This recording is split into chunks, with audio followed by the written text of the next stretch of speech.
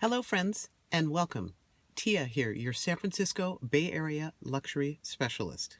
Today's video is about the top 4 reasons to use an agent. Top 4 reasons to use a realtor, a real estate agent, when you are buying or selling property.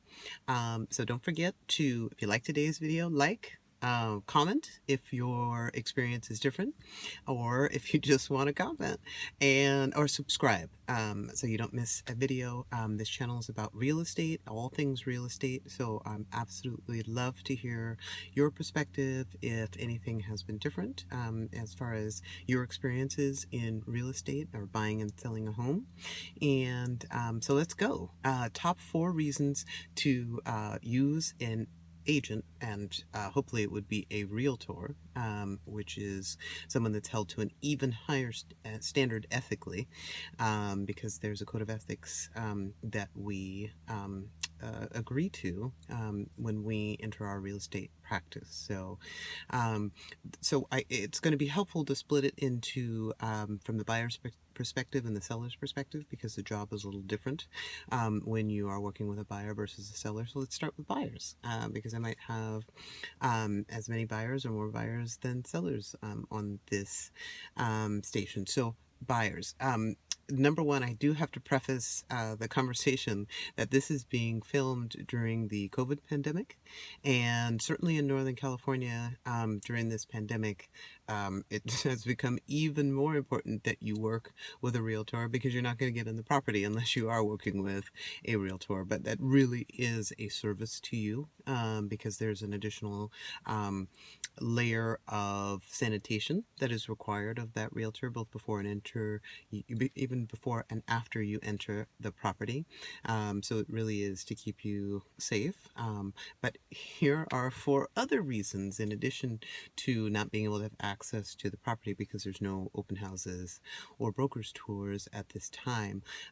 Now, I haven't put these in any particular order, except for the way they left into my mind, but because I think they're all pretty important. So it's up to you to determine which you think is the most important. But let's start with number 1, access. Do agents know about properties that are available that you don't as a buyer? And the answer is absolutely yes. There's 2 reasons for that, and none of them involve trying to keep the information from you. Okay. Number 1 is because they may themselves be preparing properties that are not quite on the market because they're not ready to be shown. So that is like their own personal inventory is one. Number 2, and personal inventory as well as their broker's personal inventory, or not personal, but company inventory, right? And then secondly, so that's, your buyer's agent's inventory, but then there's also the inventory at large that hasn't yet come to market. So very recently, National Association of Realtors, NAR for short, passed a rule requiring agents that are interested in marketing their properties to put them into the MLS as a coming soon. Now, what an MLS is to you is it is what you see when you're searching properties online. That's probably the easiest way to explain it. MLS stands for Multiple Listing Service. I'm currently the chair of my local MLS, which is Bridge MLS, and we cover Oakland, Berkeley, and Delta, as well as share information with all of the surrounding areas. What that means is that previously many of these properties were kind of being held off market as they were being prepared, and now there's a much higher incidence of those properties being shared. Now, those coming soon properties, because they're not ready to be marketed to the public, are not available to you. They're available to agents. And how that's helpful to you, again, is that an agent can say, oh my gosh, I know you're looking in this area and you need this number of bedrooms and that sort of thing. And I know there's one coming on very soon. And especially in a market as we have today with multiple offers, and people not necessarily winning the home that they want right away, it's good to have a sense that there are more properties that are becoming available. So, what I have as my number one reason is access to properties and knowledge of what's coming on. Number two, financing. And again, this is for buyers.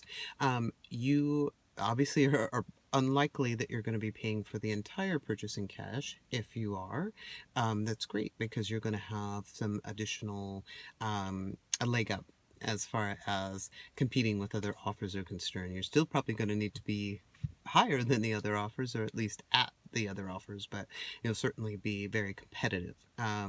But if you are not paying all cash, as most people don't, you'll need to get financing, and a realtor is going to be able to help you obtain that financing in the sense that they can give you 2 or 3 names of folks to work with.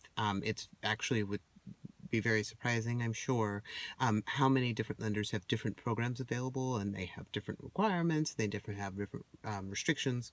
So the more people that you can get into contact with to try to see if there's a scenario that would work for you, the better. Now, the caveat to that is the more that you go around looking for loans, every time they pull your credit, it's going to take a couple points off your credit score. And for those that are on the bubble, and the bubble can be, from excellent to good, or from good to fair, or, fair to poor is probably not going to happen nowadays because the lending is so tight. So, you want to make sure that I usually think like the sweet spot's about 2 to 3 lenders. It's hard enough for me to get my buyers to even do that. And I understand because it's nerve wracking and you think that you're going to be rejected. Just understand that when you're looking to obtain financing, that lender wants you as a client. They want to make it work. So it's a matter of really trying to get in there and see what will work for you. But it's not about rejection. So the sooner you get that done, the better. Anyway, that's straying off topic, but that's my mantra for people. Get your pre-approval, get it as quickly as possible, so you know what your budget is, so you're not looking at homes that are so far out of the range that then when you do get your pre-approval and you look at what's available, you're kind of disheartened because you had been looking in the wrong price point. So financing is very, very important. You probably have a bank that you're working with now. Great. But you want to have 2 or 3 others, in particular mortgage bankers, because the lending is very, very difficult now. So you want to make sure that you have some options because we are getting some last minute disapprovals as far as home loans are concerned. So you want to make sure you have someone else in your back pocket. I'm cheating off my cheat sheet here. One thing that's very important that I think that a lot of buyers don't understand when you are purchasing a home is the agent that you're going to work with, if they're a good agent, good realtor, is not trying to sell you a house. At least this is the way I look at it. The properties sell themselves, right? Because they've got the right bedrooms and bathrooms, they're in the right area, they're in the price point that you can afford. So that aspect is taken care of. The main part of my job, as I look at it when I'm working with a buyer, is putting together a picture that is something that the seller, and in particular the seller's agent, is going to buy. That's who I'm selling. I'm selling them on you and your story. So when you work with an experienced realtor, they understand that, and so they're going to craft a picture of you that's going to make you competitive and be the one that wins the home at the end of the competition. So there's a lot of kind of feeling out the situation, and there's a lot of basically having worked with buyers and sellers before, so that when I work with a buyer, I can say, well, this is what I look for when I'm picking a buyer. So let's try to get you as close to that picture as we can. So that's reason number 3. Reason number 4 is, let's say you do have an accepted offer. And let's say that you were somehow counseled not to work with an agent. The worst part of not working with an agent is when you have an accepted offer. And here's why. well, number one, before you even had the accepted offer, you may have paid too much for the property. You may have agreed to terms that don't allow you to investigate the property thoroughly, because let's face it, most people look at the house once, maybe twice, before they make an offer. All this bidding happens, you get the house, and then now you're in there for your second look and you're getting inspections. Even if you have a non-contingent offer, you never negotiate away your ability to investigate the property. So, a good agent is going to assist you with that and be able to counsel you on what you can and can't do if you have made a non-contingent offer. If you haven't made a non-contingent offer, then an agent is really going to be critical for you, because they're going to help you see what is something that is typically negotiated and how to approach that in negotiation. And in real estate, as long as you haven't waived all of your contingencies, everything's up for negotiation. Now, that doesn't mean that the other side is going to agree to anything, but all you can do is ask, is what I always say to my both buyers and sellers. So that's your top 4 reasons for buyers. Now, top 4 reasons for sellers. One of the first things that I do when I take on a listing is walk through with the seller and share my thoughts as to what today's buyer is looking for. And as I discussed in one of my previous videos, today's COVID buyer, pandemic buyer, is looking for something different than they were before the pandemic.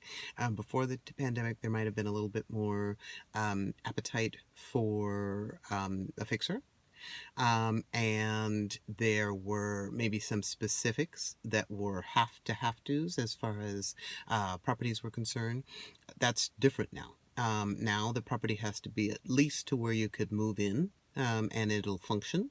And some of those other items, the have to's really focus more on number of bedrooms and yard, much more than they did prior to the pandemic. So of course, those are there. I mean, it's very hard to add bedrooms, but it certainly, if there's a space that could be easily converted, and in a workmanlike fashion, then that could be a consideration.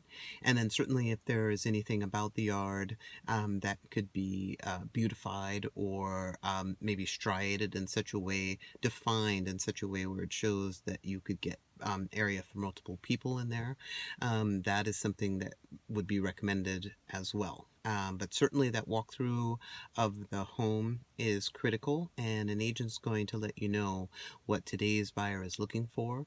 A quick shortcut is HGTV, is the HGTV look.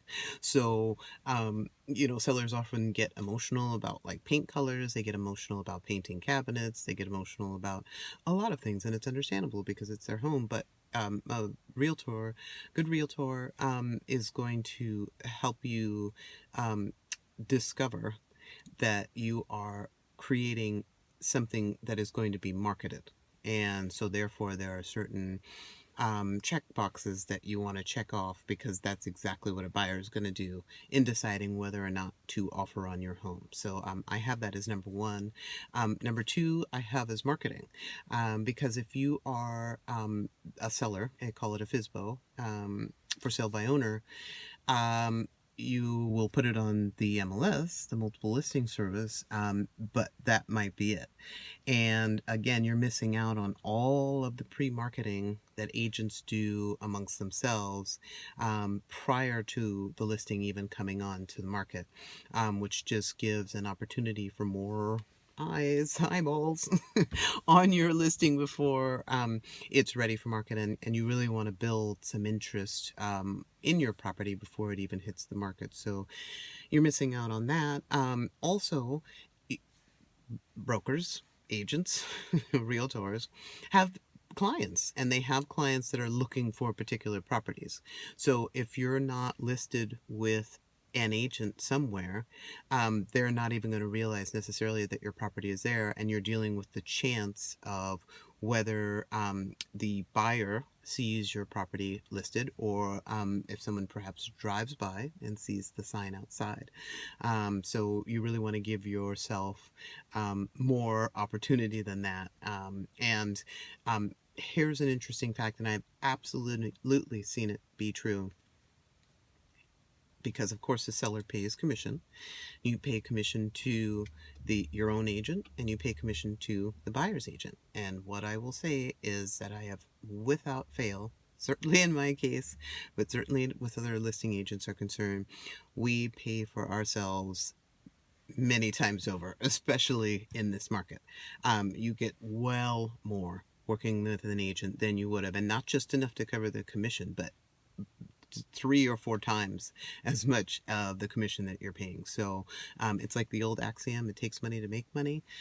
You are paying a professional to prepare and market your property and maximize your investment, and that is exactly what agents do. And that's our job.